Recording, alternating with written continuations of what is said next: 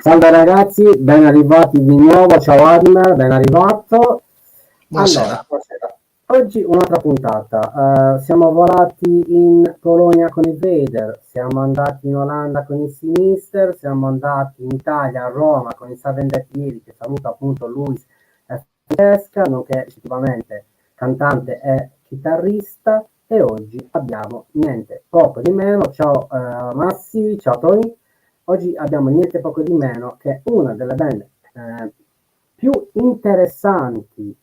Hanno veramente seminato tanto e raccolto poco, ma non capisco perché colpa loro non è. Sicuramente non ci sono le persone adatte molte volte, perché come band veramente è un'altra di quelle che va annoverata, venerata e supportata totalmente. Oggi abbiamo niente poco di meno che Dominic degli ENG. Welcome Dominic. Hi. Allora, Hello. perfetto. Good to see you. Allora, Thanks for an invitation. I'm You're Dominic more than from Haiti. Yeah. Welcome everybody. thank you very much, Dominic. E partiamo con la prima domanda che appunto Adime poi tradurrà e poi lascio appunto spazio a Adime la seconda domanda. Allora, portiamo gli Adime, sì, vabbè, gli Hate, portiamo gli Hate all'interno di qualche film, di qualche pellicola molto particolare, ma incastrando anche la mitologia. Come riuscirebbe tutto ciò a far sì che gli Hate venissero veramente capiti, compresi quell'atto filosofico musicale molto ruvido? So the first question is movie related. If you are going to put hate in a movie which is related to mythology, and you have to pick something that's harsh looking and harsh in terms of content, what movie will you be picking and why? You know, the last three albums are part of like a concept of a Slavic mythology. So they have like the common center there. So it will be probably some Slavic movie. So maybe, you know, not like a Vikings, but maybe about the Slavic people, about the paganism, you know. I don't know what to say. It will be dark and evil, probably, yeah.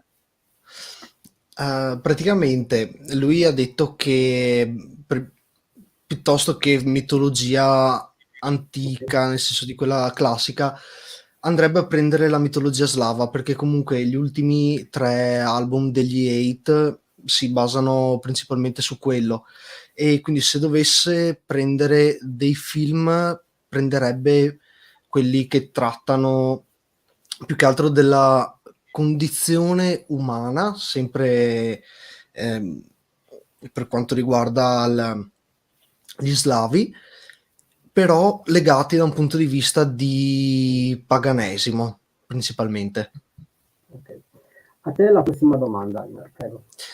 Okay, so you've joined 8 back in 2015, and how did you got the role of lead guitarist, if I'm not mistaken, for the band, and how did you got to know the guys? Actually, we met before because I was playing. I know them, you know. We've got like common friends, and we met on the tour. I was playing in the other band with Vedonist, and the Vedonist drummer is actually the sound guy for Hate. He's also doing the other bands. Very, very good sound guy. Hello, Daniel. So actually, after some time after this tour, Adam called me with the proposition, you know, to can I join the band for upcoming tour, because they part ways with the Destroyer. So my answer was straight yes, of course. I like Hate. When I was young, I was going to the concerts. I know guys very well. I know the music, so it was like huge opportunity for me. So it was the first tour. I think it was with Vader. It starts with Vader, and then it was called the Hate Fest. It was mainly in Germany, Switzerland, like with 6 Feet Under, Marduk, Vader, and us, and some other German bands. So it was like a pretty big tour. So straightforward, like no small shows or whatever. I went for a like month tour with them. So that was crazy, but also a great fun, and That's great. So you basically went all in with the old touring thing with them straight away. Yeah. Okay. I've got like it was like month. It was like month before the tour, so I've got like 1 month to prepare, like 40-50 minutes sets. So I was like I went to Warsaw and I was rehearsing with Pavel with drummer this time, and then we were practicing, a lot, playing all the time to prepare. Which is great. Ok, praticamente lui ha conosciuto gli Eight personalmente ben prima del 2015, nel senso che col suo altro gruppo, i Bedonist, erano in tour assieme e lui ed Adam, che faceva parte degli Eight, sono rimasti in contatto.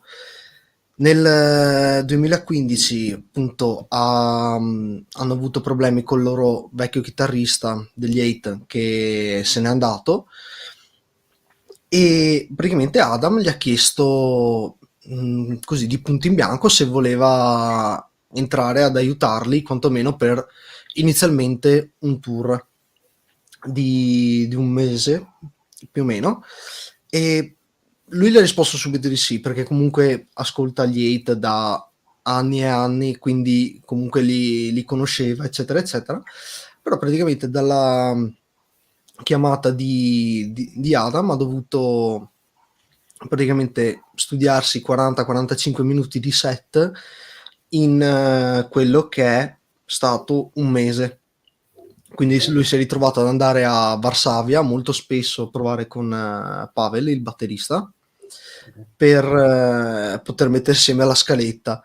E comunque questo tour ha iniziato appunto con i Vader, però appunto ha coinvolto tantissime altre band e quindi praticamente è andato dentro di botto subito appena arrivato.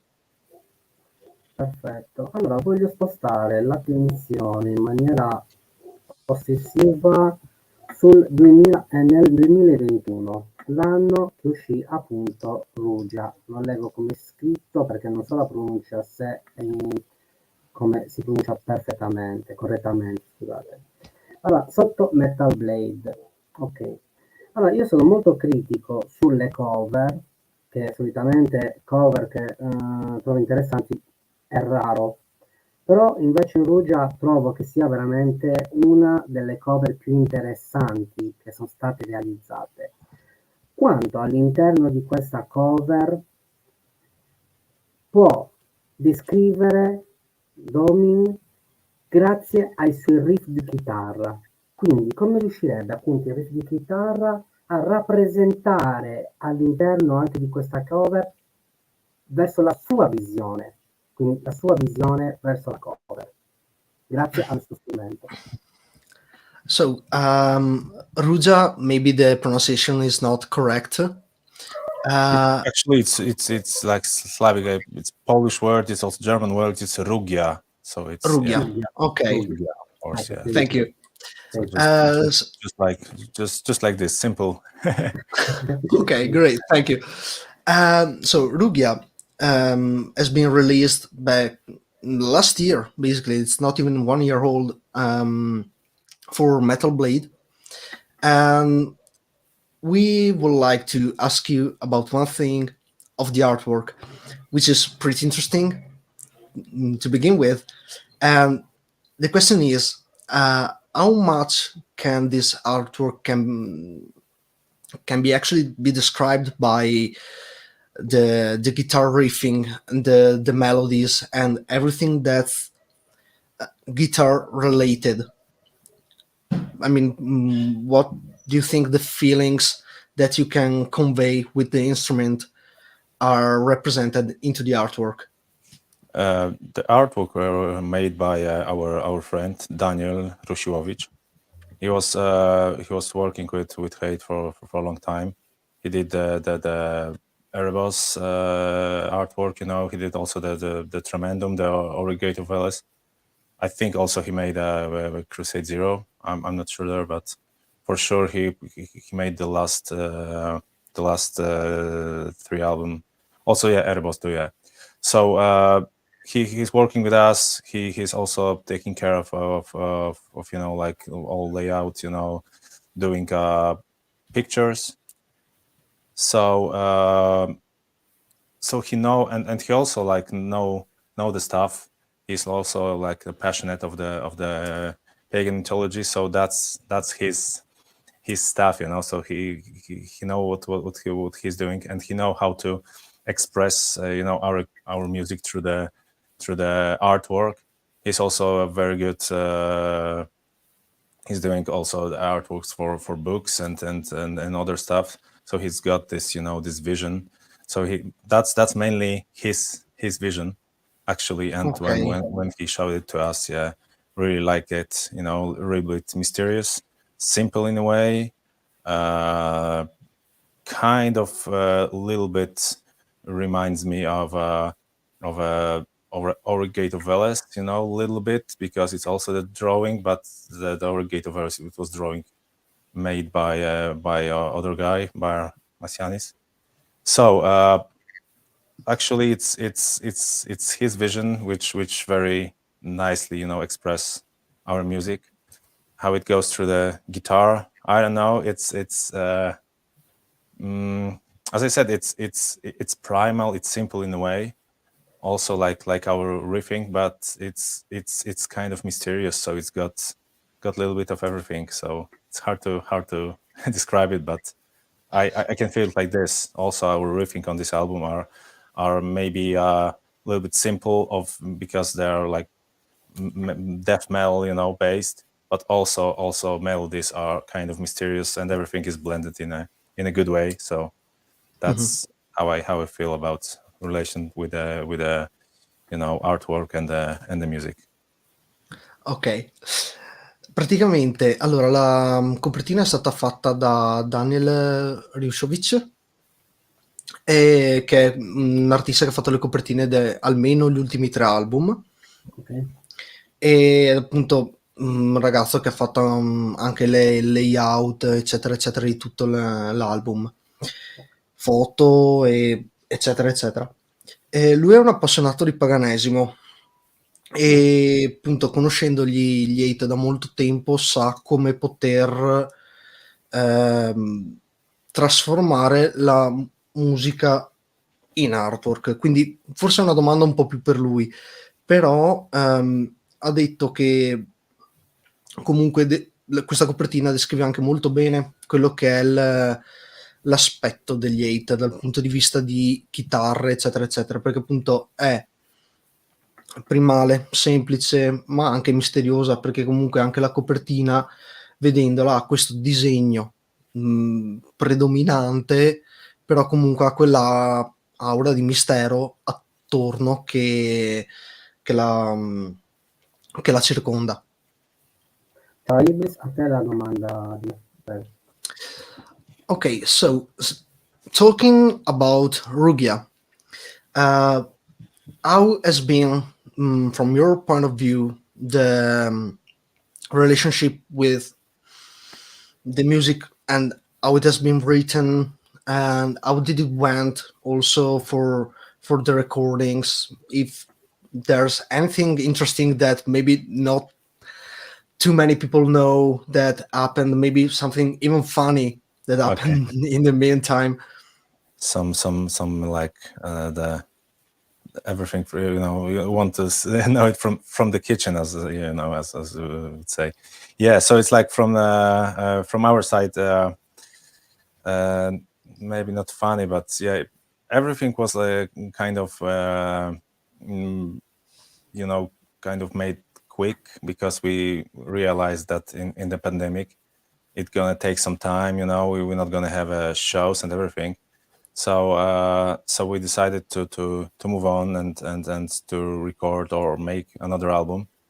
So after we finished the tour, actually, because it was we started tour with Belphegor and Suffocation, very very nice tour, which was suddenly like stopped because of the pandemic. We didn't finish it, and actually we went home a little bit, stressed and angry and whatever you can say, like somebody cuts your wings, So we went home a little bit disappointed, and we thought it gonna last a bit, but it lasted a really long time. So then we decided after a few months that we need to use this time, and to write a new album. So Adam started with the drummer, new drummer at the time, because we changed the drummer. So he started to write the stuff with Daniel, and they also like do some records, like rehearsal records. And then when some songs were ready, Adam sent it to me. I was working, on some melodies, on some additional guitars, how to maybe sometimes split the guitar so they are not, playing the same stuff, and also working on the solos. And then actually, so we were working mainly, online, me and Adam, but Adam was also doing some rehearsal with Daniel. So like this, it worked like this. We recorded in hertz. I recorded all the solos in hertz, but also like the funny thing when we almost finished, there was like time for mixing. I was still like adding some stuff, and then I just realized, oh, I need to add this thing here. It was like 11 o'clock or something. Chat with Adam, and he said, yeah, okay, so just record it, and send it to Hertz, because tomorrow they mixing, so it's the last day, So I was sitting at night, record some stuff and send it through email. They reamp it, and yeah, so it was like working to the very very end. So yeah, it was really like a really good session for us, for me. Also, like they push me a lot, so we do a lot of nice things there, like a lot of cool leads, which I like to do. A lot of like double guitars, solos, some crazy tappings or whatever. Yeah, so it went very very cool.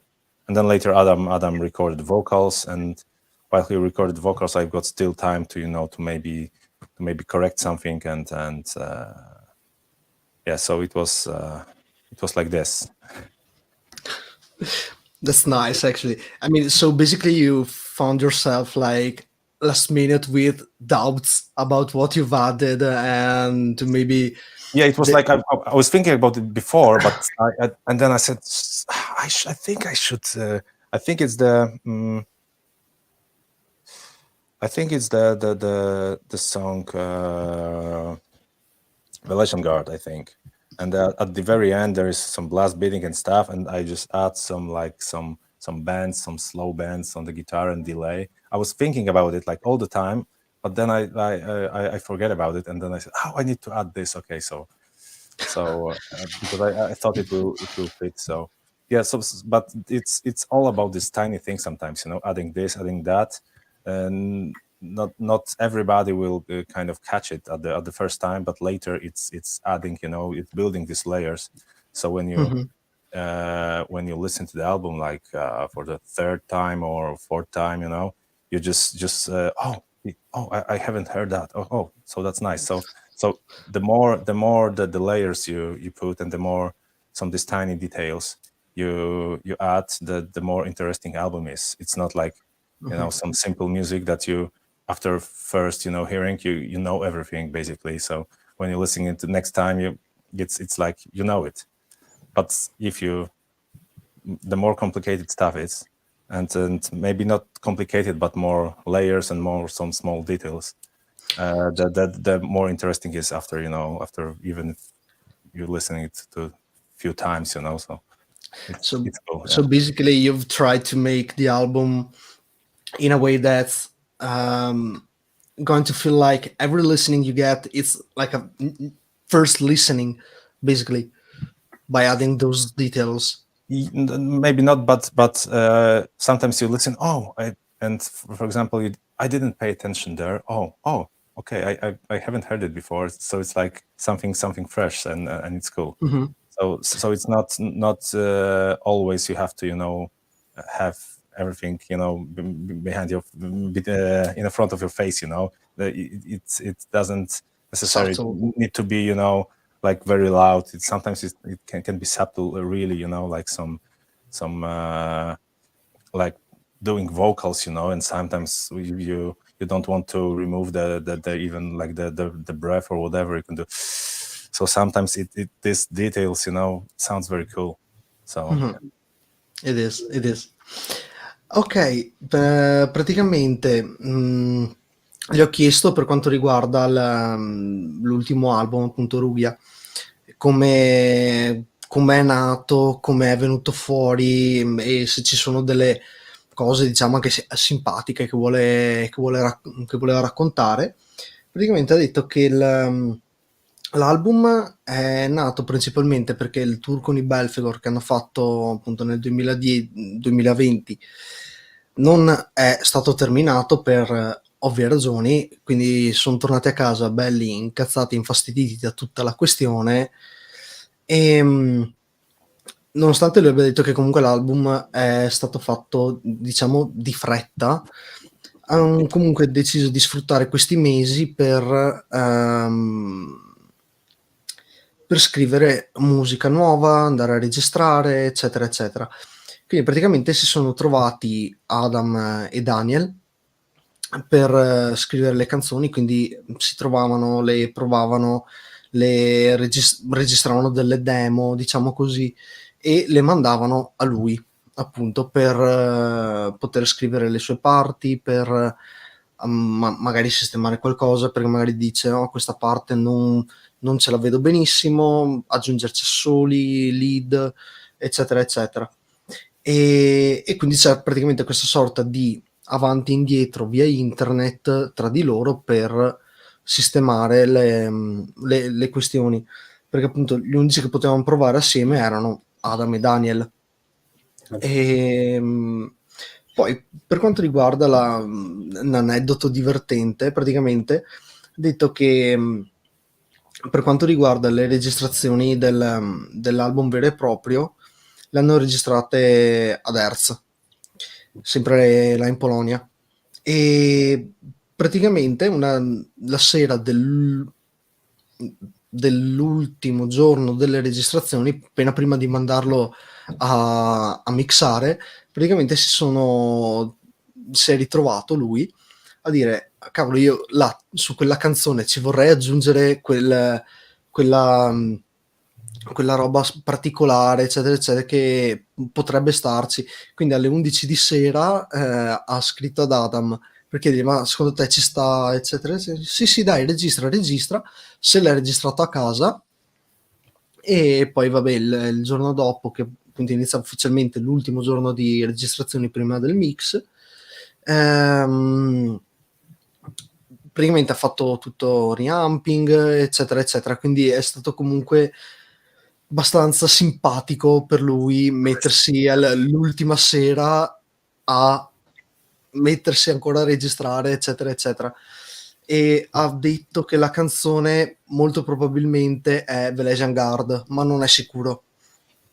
Quindi appunto prendere con un pizzico di sale la questione. E ha detto comunque che è una roba che lui generalmente piace fare, quella di aggiungere robe, eccetera, eccetera, fino all'ultimo secondo praticamente, perché dice che vuole che ci siano quei piccoli dettagli, talmente tanto piccoli, che ogni volta che qualcuno ascolta l'album dice: ma prima non avevo notato questa cosa qua, c'è un'altra di diversa, e praticamente rendere interessante volta per volta la questione. Comunque ha detto che anche durante la fase di mix si è ritrovato a sistemare delle cose, perché comunque non era magari, non diciamo convintissimo al 100%, però più o meno. Ok. Diciamo, mettiamola tra virgolette sul ridere, l'insoddisfazione del musicista ogni volta che si registra qualcosa. Vabbè, ci sta anche queste Sì. situazioni così. Siamo tutti così, poi alla fine. Allora, concordo con Iblis, cool band verso appunto gli ET, pienamente d'accordo, ciao Alessandro. Allora, quindi andiamo nel 2017, nel 2017 è stata la prima Palm Record, che è una radio che tutti conoscono sicuramente. Andiamo ad visionare Tremendum. Il full length Tremendum. Se non ricordo male, in questo full c'è la parte lead, la parte solista appunto di Dominic. Quanto è riuscito la sua verve artistica nel creare un qualcosa di diverso, anche lasciando a bocca aperta se stesso, e allo stesso momento quale sarebbe la track perfetta di Tremendum per descrivere una stagione contorta, quindi un'estate tempestosa, non calda? Okay, so talking about Tremendum, which is the first album that you appear in for Eight, even though, if I'm not mistaken, not as an official member. Yeah. That was the first album I appeared as an official member, actually, but I Okay. also take a part with on Tremendum album. Oh, because Yeah. I was thinking about Tremendum. Sorry, but I thought you were talking about Auric. Yeah. That's the first album, not as a like session member. Okay. Yeah. Okay, and you've played lead guitar in that album. How do you think that your musicality, your verb, in a musical sense, can kind of left you speechless when coming to this album? Like, how do you think your melodies have, let's say, not improved the actual release? And as I stated before, how can you feel it may leave you speechless? And this is the first part of the question, so you can maybe go ahead and reply to this, and then I will just add something later. Yeah, the Tremendum album was that was my first album with Hate. So I was also like I was doing some solos. I didn't take like big part with the composing, so it was my first steps there. So I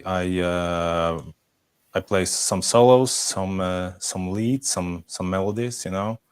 For me that album, yeah, it's also very important. I also like to this day, for example, my one of my favorite solos are there, like Hearts of Steel and the Walk Through Fire.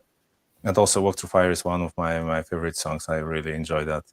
We played this song at the end of the tour in States. We were closing our set with this song, so I really like it. And the end part is in Polish, so it starts like there. The also the lyrics are very very meaningful, and really enjoy it. And that album was like my beginning, my first step. So I really was for me something big, and of course later I take like the bigger part in Auric, which is my first album with Hate as a full member, and so it's like this. It's amazing. Allora, praticamente ha detto che appunto dal punto di vista musicale non ha partecipato chissà quanto alle composizioni, eccetera, eccetera, perché appunto ha partecipato a quell'album come session.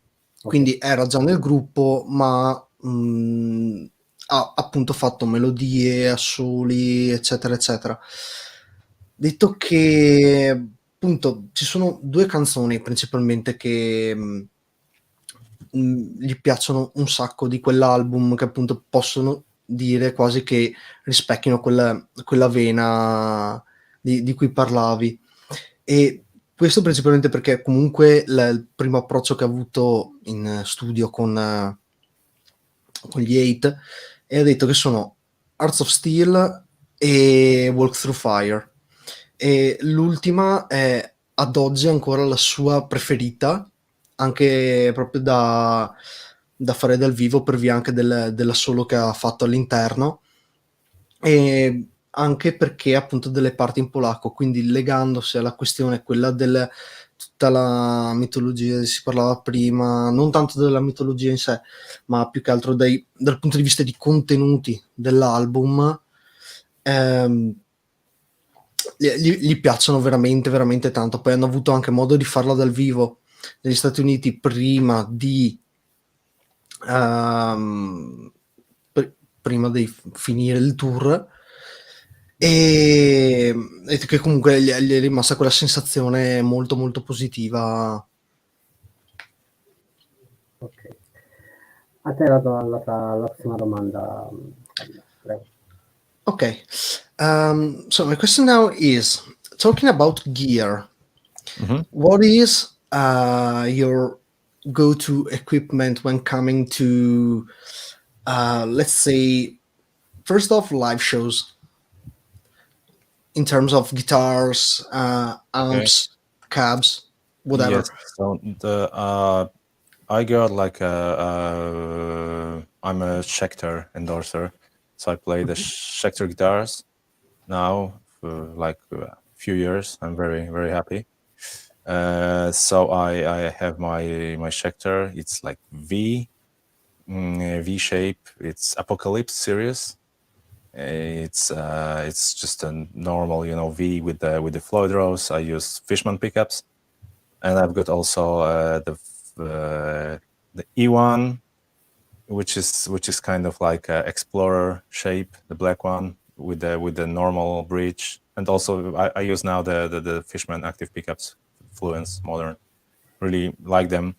We're testing them, on the rehearsal, and they appears to sound best, and really like aggressive. So this, and for the amps, I go with MLC, which is the Polish brand, and I play on the Sub-Zero 100 head, and the dedicated cabinets. I've got like 2.12, but also sometimes I'm taking the 4x12 because they sound better and look better. So yeah, and it also depends, because sometimes on the tour we have to share with the cabinets. So but the main thing which I'm taking, it's always the guitars, and the amp. So Okay. yeah, and when I have a chance, I take the full stuff, so the cabinets, and everything. And for the effects, I'm not very, I do simple. I have simple stuff, so I play solos with some delay, and that's all. Basically, I'm using my Line 6, which I'm using now even for doing the voice and stuff. So it's my tool for at home and live. So the ad you said it's an MLC. MLC. It stands for Mark L Custom. So that's the Okay. name of the guy who invented. And actually now they made a signature amplifier for Silenos from Dimmu Borgir, and now they do the V series for Vogue from Decapitated, which is awesome now. So he's now using it on the last playthrough, which cool. I also made a two playthrough from the last album, so you can hear this amp. It sounds Yeah. And we also use it. We also use it in the studio. We took it in the studio. The first test was actually in the studio, so we mixed it. We blended with the other amp, and it was really really cool. So yeah, so that's my main thing, you know. And fat cables, of course. Saying hello to Kuba, my very good friend. Yeah, he's doing the best cables, you know. So he can. It's also about, you know, like in the music, about these tiny things. Sometimes, you know, also the small parts, like, you know, cables, picks, like no logo picks. You know, all the details everything has to be like good. And I have to trust it. So when he's doing the cables, I'm, you know, like 100% sure that everything's going to be fine, you know, nothing will break, you know, during the concerts. Talking about Line 6, since you've said that you were using like delays and stuff from Line 6, do you use like a multi-effect, or you just use the stomp? It's called HX Stomp, actually. Oh, the HX Stomp. It's the small one, but I'm using also the MIDI, small MIDI switch. So I've got like three buttons there. So I'm using like the rhythm channel. Then I've got the lead channel, which is kind of rhythm channel with a delay. So I'm using for all the lead parts, you know, which don't have to be like very loud. And then the third one is just the solo channel, which is louder and delay, and, you know, a little bit more mids. And so that's all. That's very simple, you know. So basically, and we are using only the distortion channel, so no cleans. So only. Okay. So basically, you use the HS Stomp as your MIDI switch for the amp as well. Actually, not now. Maybe I will do it later, because it got this capability, you know. So I can use it like this. But now I'm have only, you know, like I'm using the third channel on the MLC, and here I'm only adding the effects. And okay. So it's like 4-cable method, you know, and I'm just using the noise gate, you know, and all the effects from the HX Stomp, but main sound goes from MLC. And the Maxon overdrive, and the wah from Morley. Ok. Allora, praticamente lui dice che dal vivo, appunto, lui è un endorser della Schecter da qualche anno, e principalmente usa due chitarre, una che sono una della serie Apocalypse con forma AV e con Floyd Rose, quindi col ponte mobile con la levetta, pick-up della Fishman, e ha sempre un'altra Schecter che ha la forma di diciamo un Explorer, quindi diciamo la classica alla Hetfield, per intenderci, e con appunto il ponte classico, quindi senza movimenti strani eccetera, pick up attivi della Fishman, precisamente i Fluence. E per quanto riguarda amplificazione, effettistica eccetera eccetera, lui usa una testata Sub-Zero della MLC, che è la stessa compagnia che fa anche le testate per Decapitated e anche per Silenoz di Moborgir. E lui di quella testata comunque ci ha registrato anche, quindi l'ha usata anche proprio in studio. Inizialmente l'ha utilizzata unendola ad altri amplificatori, però ultimamente l'ha utilizzata come suoni principali, e lo trovi anche su magari dei playthrough di canzoni appunto degli 8. Per quanto riguarda Cabinet, lui dice che per comodità, allora lui ha due scelte: o i 2x12, quindi con due coni da 12 pollici, oppure quelle classico 4x12, il cubo, diciamo. Detto che per questioni pratiche gli conviene di più portare il 2x12, però addirittura dice che per quanto riguarda il fatto che magari devono condividere eccetera eccetera, magari gli tocca portare il 4x12 dietro, però molte volte magari capita che porti dietro solo le chitarre e la testata.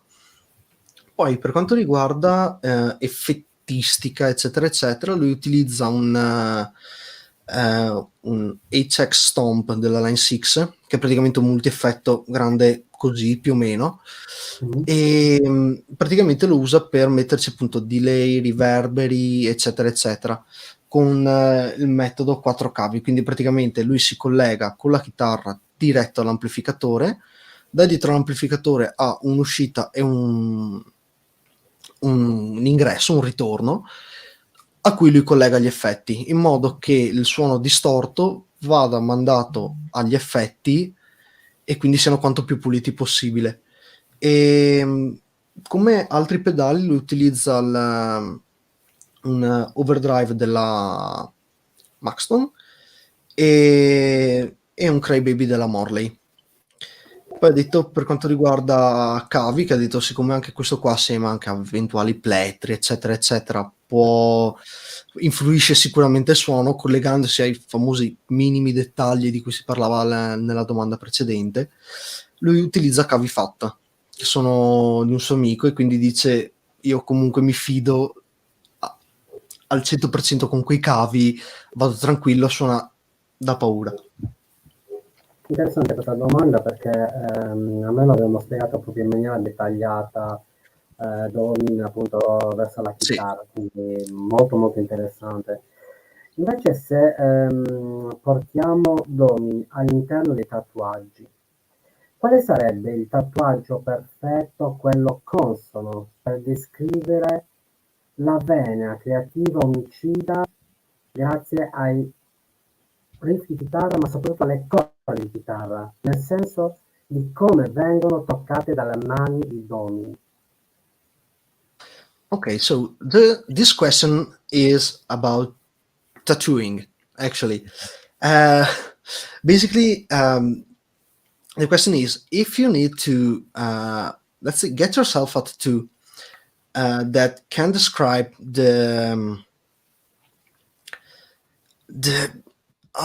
fuck, I forgot the term. The writing style for 8 days homicidal kind of tendency that they have while writing music. How do you think this tattoo is going to be like, and how do you think that it can represent the strings that you play while playing 8's music? Actually, when we were doing one of the two, actually the one part is the hate omega here, and the mainly the part of this, like the tree and some chapel here with the small devil. It was mainly the part of the first version of the of our of Rugia, cover, or the inside. It was some first like versions, and I really liked it. And this kind of this evil atmosphere, this tree, this devil in the chapel here. So I decided to put it as a tattoo. So it just reminds me the Rugia bit, the Rugia time. Like this one also, it's not straight, it's not the actually the band logo, whatever, but it reminds me like the tree of life, also the which is in the Tremendum album. So it kind of a little bit, just reminds me the time, in when we were making it, and this one also reminds me a little bit of the effort and the time, the work that I put in the Rugi album. So it's like this, yeah. So it's kind of So basically, you already added before actually us knowing that you were having them. yeah. Okay. It was actually the when we have I think it was, I'm not sure if it was before or after the release, but I saw it's just the part, when it was the some art that I like, and it was some small part of the of the cover very, you know, like magnified, you know. So for me, I just like it, you know. So I said, okay, I will do it because it fits, you know, here the other thing. So really, yeah, really cool story. And my tattoo artist said, "Oh, that's cool. Let's use it." You know. Let's do that. Yeah. So Ok. the answer is already on my hand. Yeah. So. Allora, è divertente perché praticamente appunto ci ha anticipato la domanda e Ok. praticamente lui ha 2 tatuaggi relativi a Ok. appunto il suo periodo con gli Eight. Ha Mhm. l'Eight Omega, che è quello che ha qua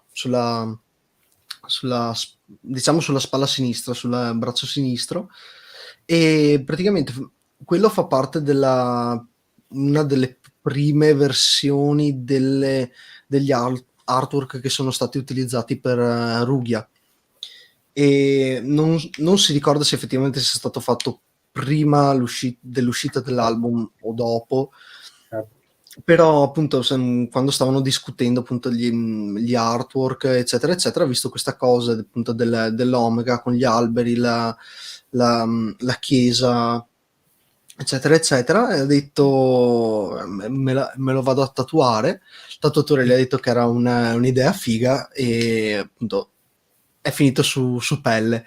E ha un altro tatuaggio però sulla parte interna sempre dello stesso braccio, che è l'albero della vita, e non è entrato troppo nel dettaglio nel spiegare la storia eccetera eccetera, però è collegato al periodo dell'album Tremendum, e questi tatuaggi se li ha fatti principalmente per ricordare come su pelle quella che è stata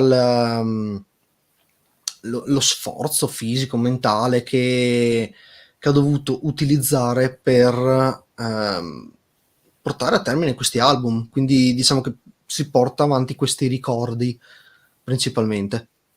Perfetto, allora leggiamo Adimer la domanda di Alessandro e poi lascio a te a fare appunto la tua domanda. Prego. Okay.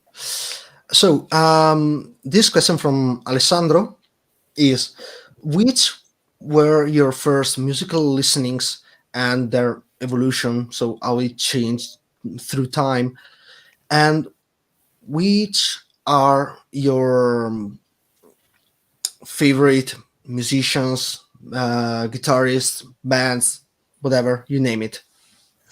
So it started with me, I think 90, I don't know, maybe 1998 or something like this. So pretty, I'm not, you know, very, very old guy. So I don't remember, you know, the 80s and 90s. So, you know, but it starts with me with a kind of like Metallica, you know, the early, like the Sepultura, you know, on the beginning, even you know, like Nirvana stuff, and then everything. So all starts there, you know, Offspring, you know, and that was the time when the album were released. You know, I remember it was the time when I think the Garage, yeah, the I think Reload was released or something like this, yeah, so, and Load.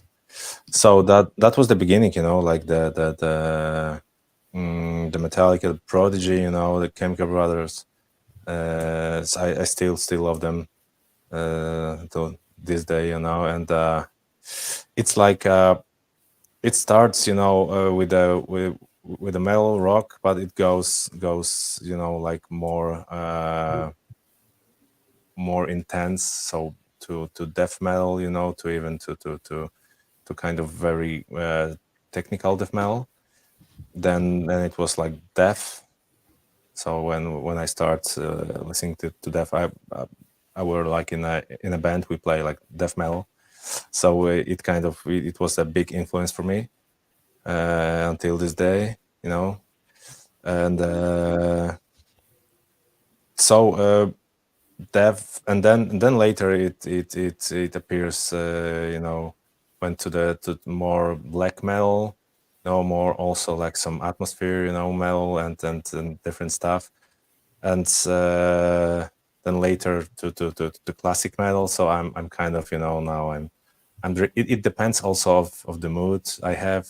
Also some music kind of reminds me the part in time. Like I remember when my friend Chris from Mexico, he came to Poland, and we were going to a brutal assault, having also parties in Poland, watching some bands, and we listened a lot of Mastodon this time.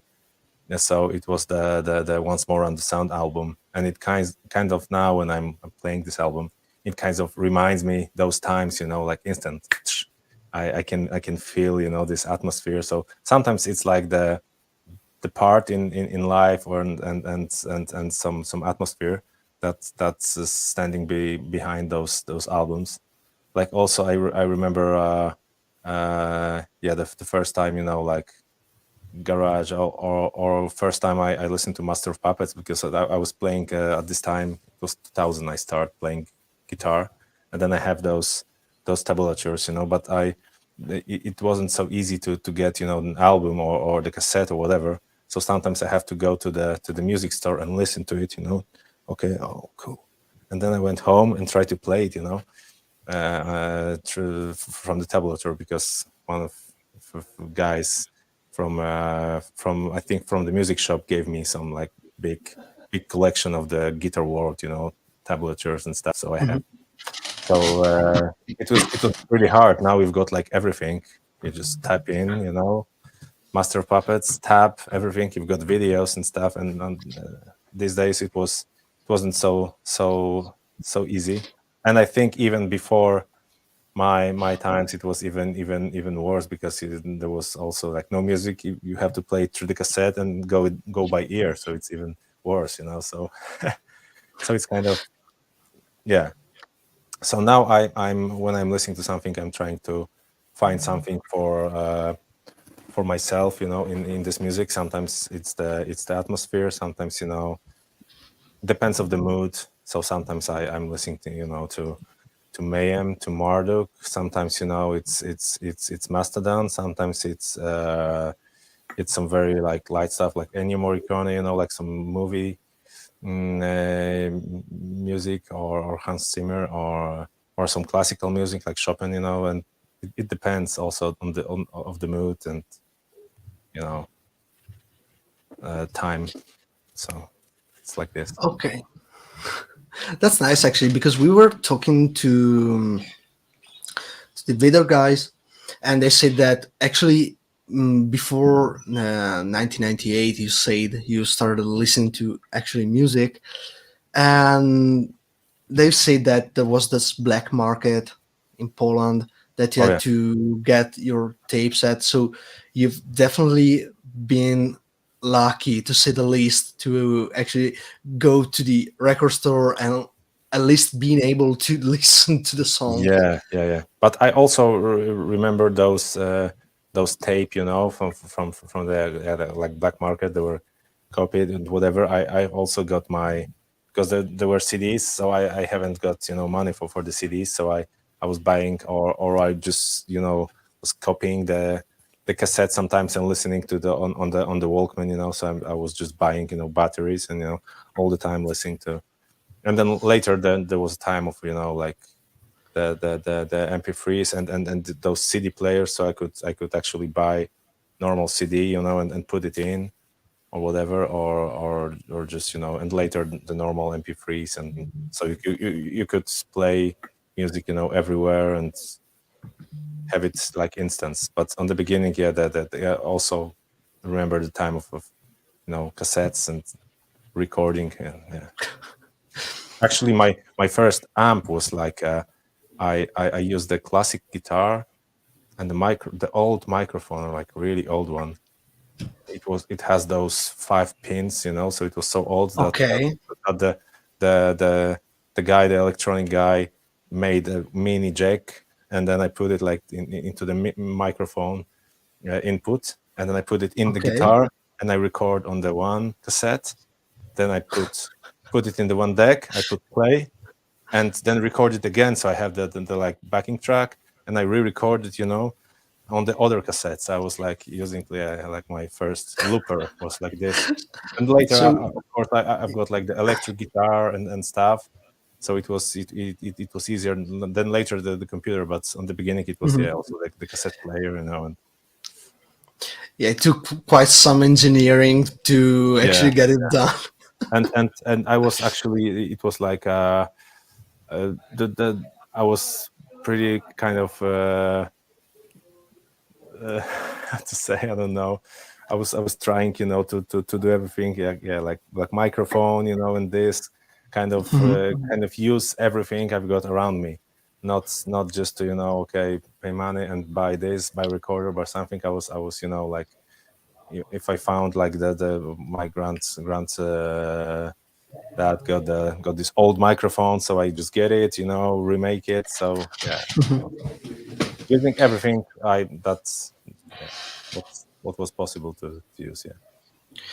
Okay, that's actually quite interesting, to say the least, because it's fun to see people arranging themselves to be able to even play and record something. So it's amazing, to say the least.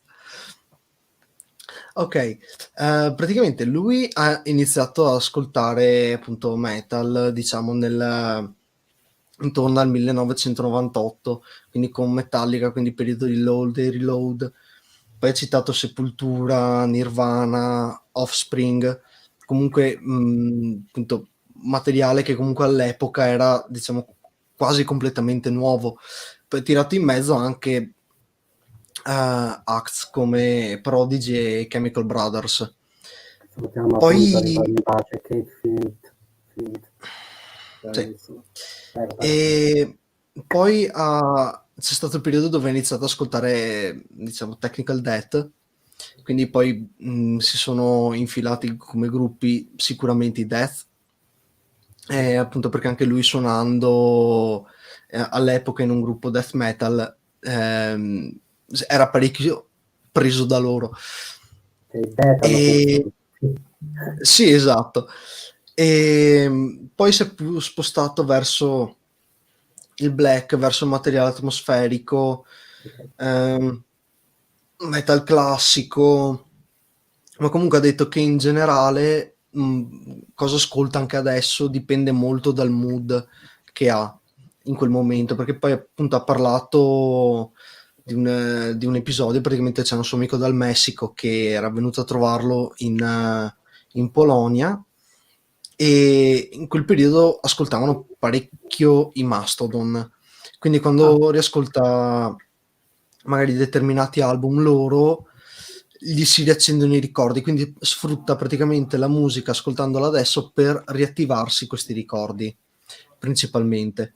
E poi come musica non metal, ad esempio, ha citato Morricone, Zimmer, e poi ha detto appunto anche proprio per quanto riguarda l'ascolto della musica, comunque come reperire, come potersi muovere un attimo all'interno delle registrazioni.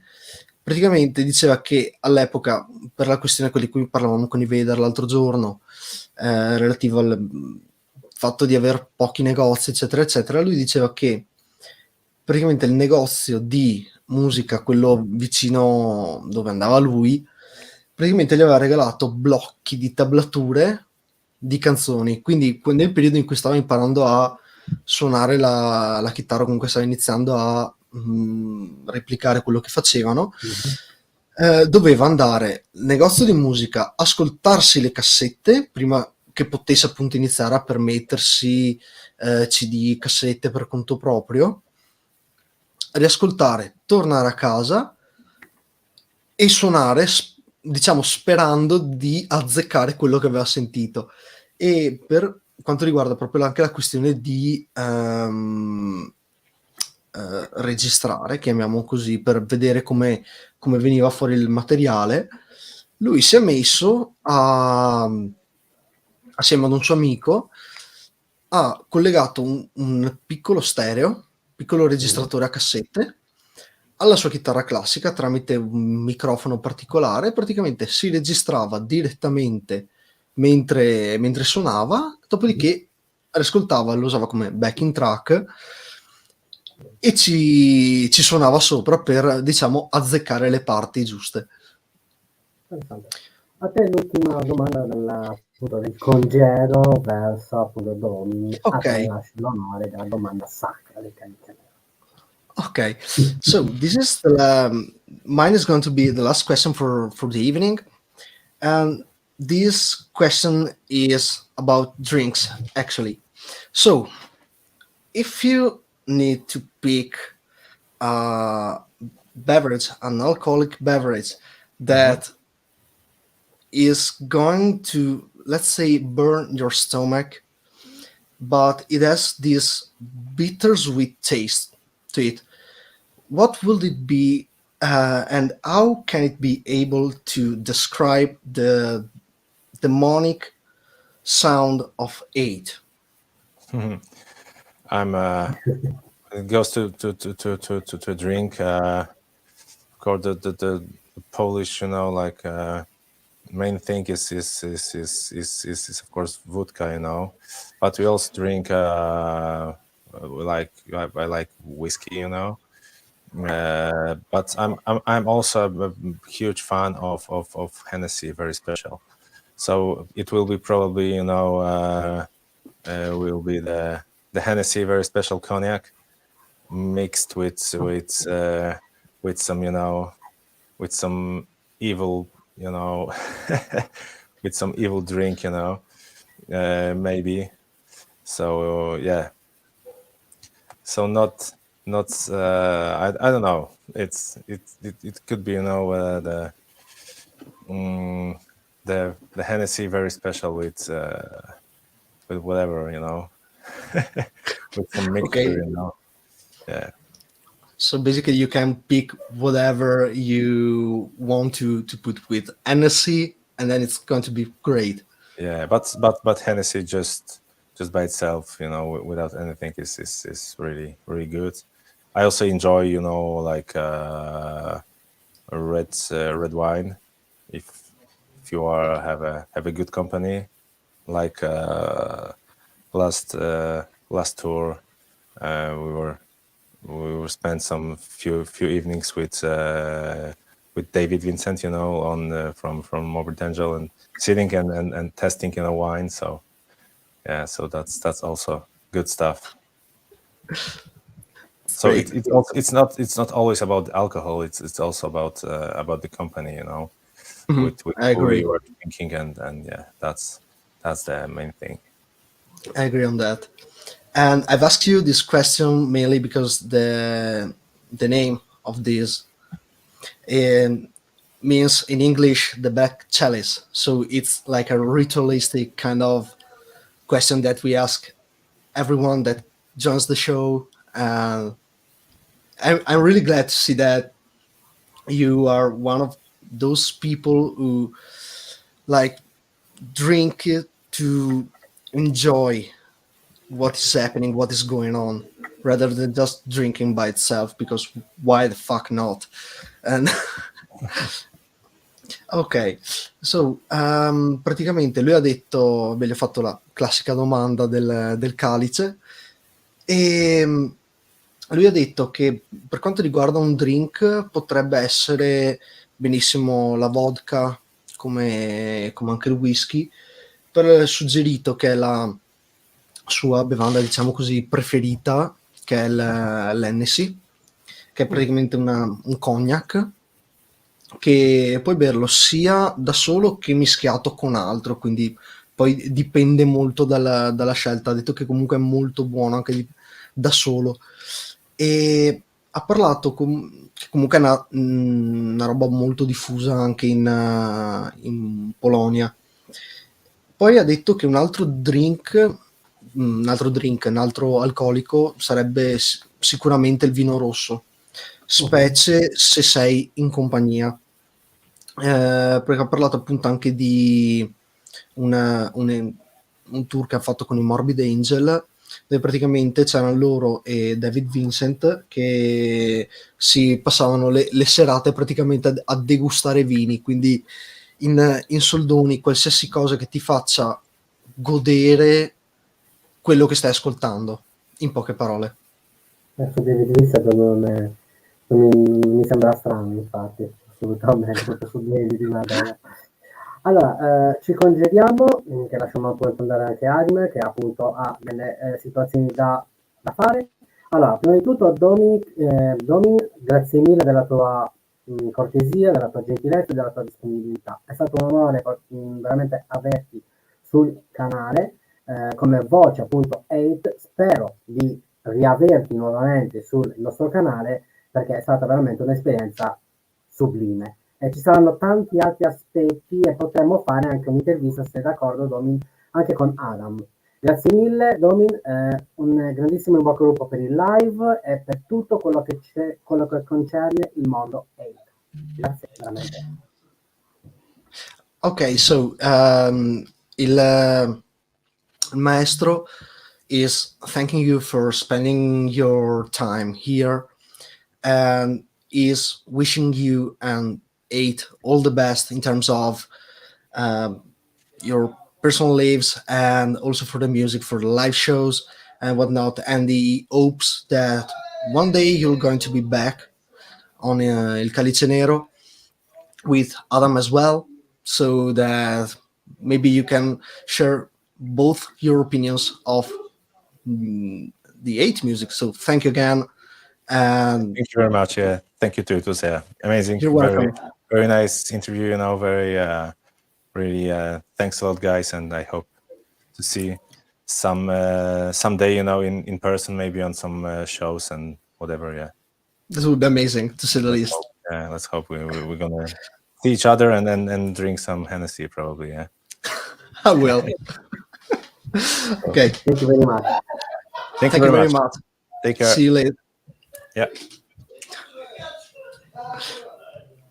Allora, ragazzi, perfetto. Ok, perfetto. Ragazzi, se vuoi tradurre le ultime cosettine proprio che ha detto, proprio così al volo, Adime?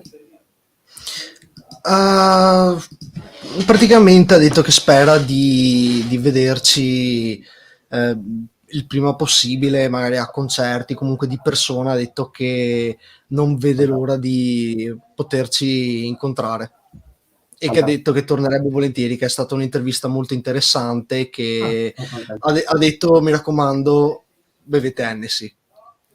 Quindi... Allora, dopo che abbiamo l'intervista vengo da te e ci ubichiamo come canne. Ci sta, io approvo in toto. Comunque, Adime, grazie mille appunto della tua Grazie a te. collaborazione, complimenti sempre per le traduzioni.